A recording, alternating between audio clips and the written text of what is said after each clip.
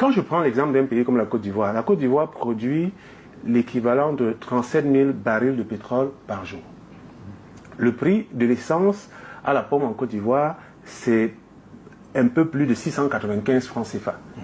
Ça veut dire que la Côte d'Ivoire, on le sait très bien, les revenus ivoiriens sont très élevés aussi. Hein. Oui, les revenus sont élevés, sont très élevés, mais je dis, malgré le fait que les revenus sont élevés, on voit bien que le prix du carburant à la pompe est sensiblement égal à celui que nous pratiquons chez nous.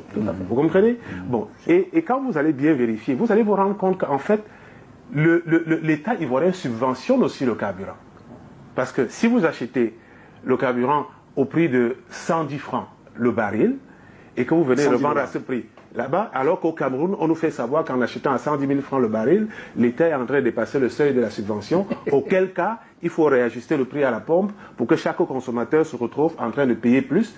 Ben, ça veut dire que les Ivoiriens, certainement, ils ont un moyen magique de vendre le carburant à ce prix. Seulement, nous savons tous qu'en économie, il n'y a pas de magie. L'économie, ce sont des données fiables, des données comptables qu'on applique, ce sont des règles qui sont connues. Donc, moi, à mon avis, je pense que la première chose, c'est quoi?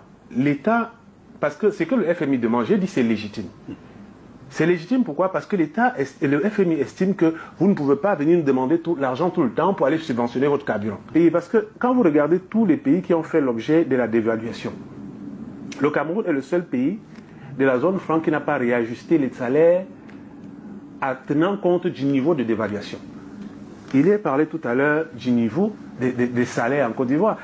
Allez voir le salaire d'un instituteur ivoirien, faites la comparaison avec celui d'un instituteur camerounais. Moi, je ne veux pas prononcer ça parce que ça va créer des frustrations. Mais il faut quand même que nous reconnaissions qu'il y a beaucoup de travail à faire.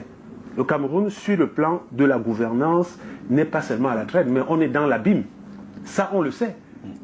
Aujourd'hui, les finances publiques du Cameroun sont pratiquement mises sous la tutelle du FMI.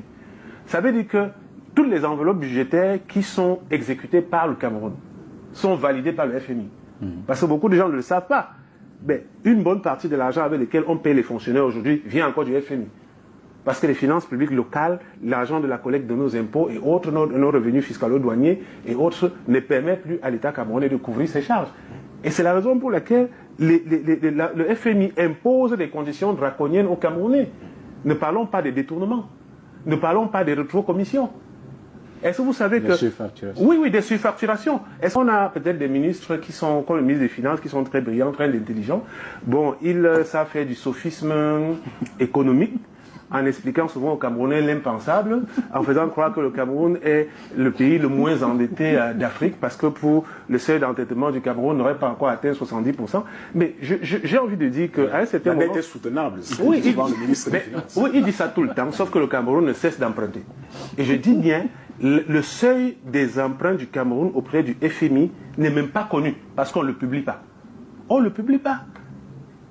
C'est demain, lorsqu'un nouveau régime arrivera au pouvoir, qu'on verra que, bon, dans le cadre de certaines relations confidentielles avec la Banque mondiale et le FMI, voilà que le Cameroun a une certaine marge de dette qui doit être payée, mais qui était cachée avant parce qu'on ne voulait pas créer une sclérose, voilà, au sein du pays. Nous le savons tous. Prenons toujours le cas de la Côte d'Ivoire, le ministre en charge du pétrole, des mines et de l'énergie, ça fait 3 ministères chez nous, c'est le même. C'est une seule personne qui gère toute cette politique-là en Côte d'Ivoire.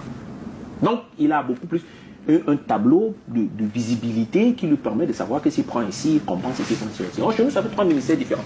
Et je vous rappelle bien qu'un ministre peut convoquer un autre ministre ou peut inviter un autre ministre à Yaoundé, allez donc voir savoir les arbitrages qui se passent sur très haute instruction. Donc, je m'arrête là pour ne pas aller plus loin.